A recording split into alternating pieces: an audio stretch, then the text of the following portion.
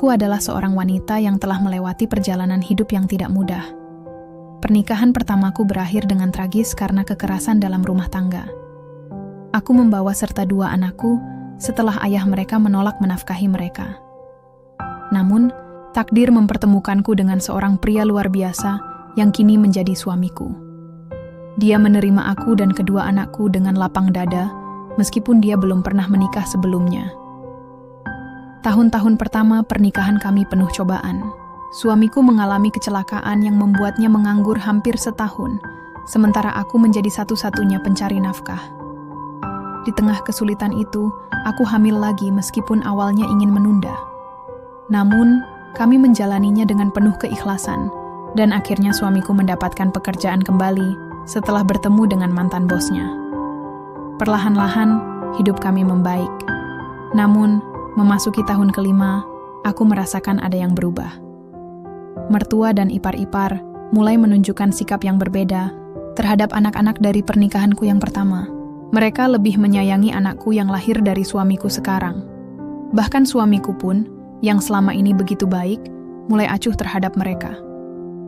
Aku berusaha menegurnya, mencoba menyeimbangkan keadaan, tetapi itu tidak mudah. Lalu datanglah mutasi, kerja yang membawaku ke Bogor. Di sanalah aku bertemu dengan seseorang yang mengubah segalanya. Namanya Tono, seorang leader di tempatku bekerja. Bukan wajah atau jabatan yang menarik perhatianku, melainkan kisah hidupnya.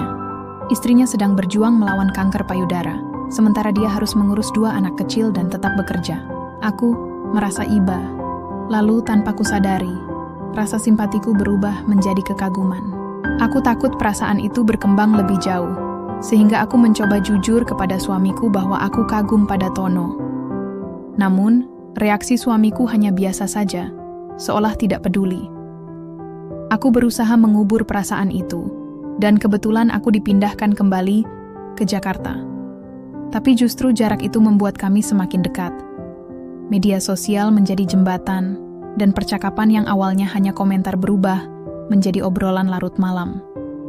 Mungkin karena kekecewaanku terhadap suami yang mulai berbeda dengan anak-anakku, aku merasa semakin nyaman dengan Tono hingga akhirnya aku jatuh cinta.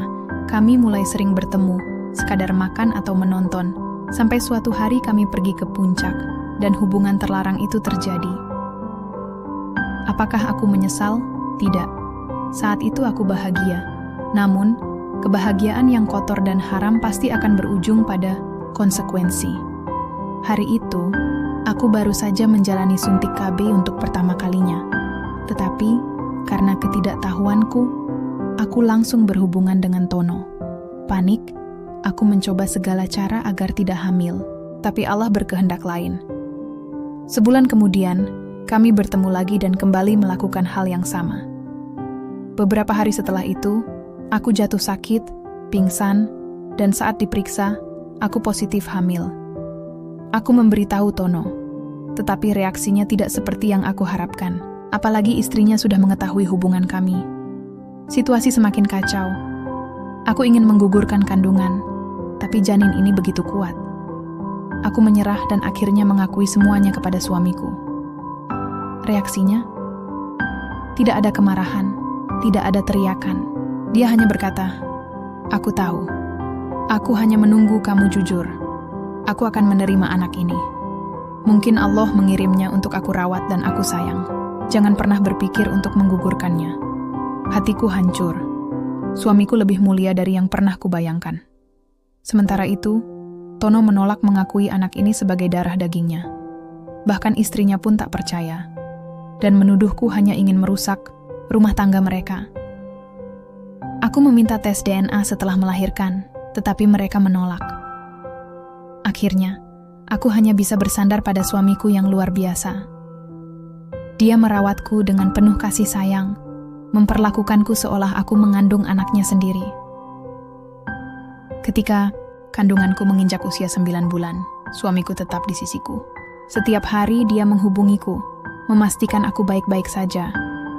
Aku malu dengan dosa yang kulakukan, tapi Allah masih menutupi aibku dengan memberikan seorang suami yang begitu tulus.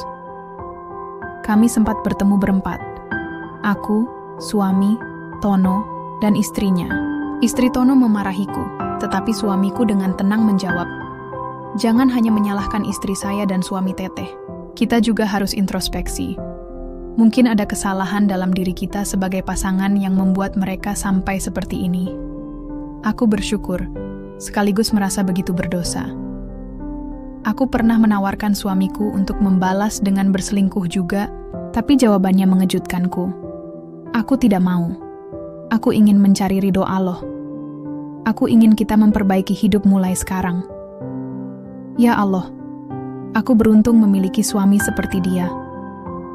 Aku hanya bisa berharap semoga Allah selalu memberikan kebaikan untuknya, dan semoga aku bisa menebus dosa-dosaku dengan menjadi istri yang lebih baik.